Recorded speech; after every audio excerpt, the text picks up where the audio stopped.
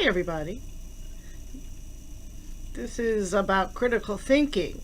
And to be fair, critical thinking is involved in everything I teach, everything I do.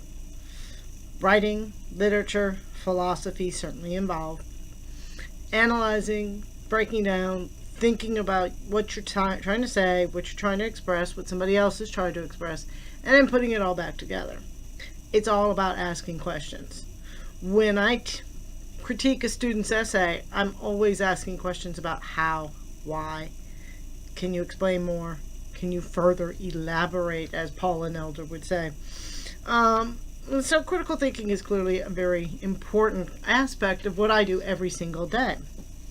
And thus I constantly think about how to improve my students' skills, how to have them think more clearly, more precisely. In fact, I've used some of Elder and Paul's work, or Paul and Elder, whatever the case may be, in my classes because their Institute for Critical Thinking, which I have blanked on the name of, used to send out little pamphlets about so big, introducing critical thinking. I have them somewhere in my office. Lord knows they're probably buried under a pile of papers because I make sure to keep those out of your sight.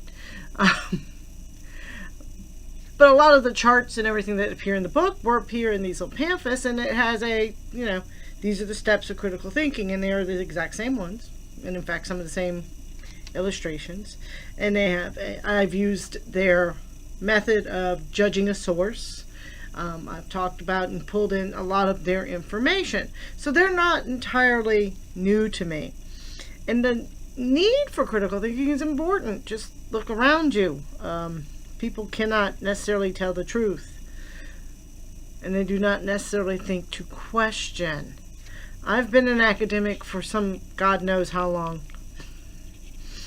And that is a key component to it. So critical thinking is extraordinarily important. Now, Elder and Paul's book, I annotated it and I don't have it with me. I left it at home instead of grabbing it this morning to bring to work with me. I wrote a lot of notes about some of what they were saying, some about their tone, because tone is part of it. And when they talk about change is dangerous, their attitude towards critical thinking does irritate me in that book. It's a little off-putting. It makes critical thinking so scary, makes it so hard for people to do, and we can't do that. We can't make critical thinking hard for people. It's hard enough. We can't make the approach and the need for it sound so ridiculously complicated and hard. Because all we're really saying with critical thinking is ask questions. Don't take things at face value. Be clear. Be specific. Think deeper. Think rigorously. And while that's not that hard to do. It really isn't. It's maybe hard to always practice, and we do all fall into bad habits of stereotyping and other such things, making false assumptions, of logical fallacies, jumping on bandwagons, making false dichotomies. But it doesn't take much to debunk those, and it doesn't take much to question them. Critical thinking is an imperative in the 21st century. All the data thrown at us, we have to know how to deal with it. And I teach this daily, and I deal with this daily, and I know how hard it can be, so that when I read Elder and Paul, I love their ideas. I don't like their attitude. And attitude, as they say, is part of it. So hopefully that improves, and it's just maybe it's first week nerves for me, because I did start back at work this week teaching.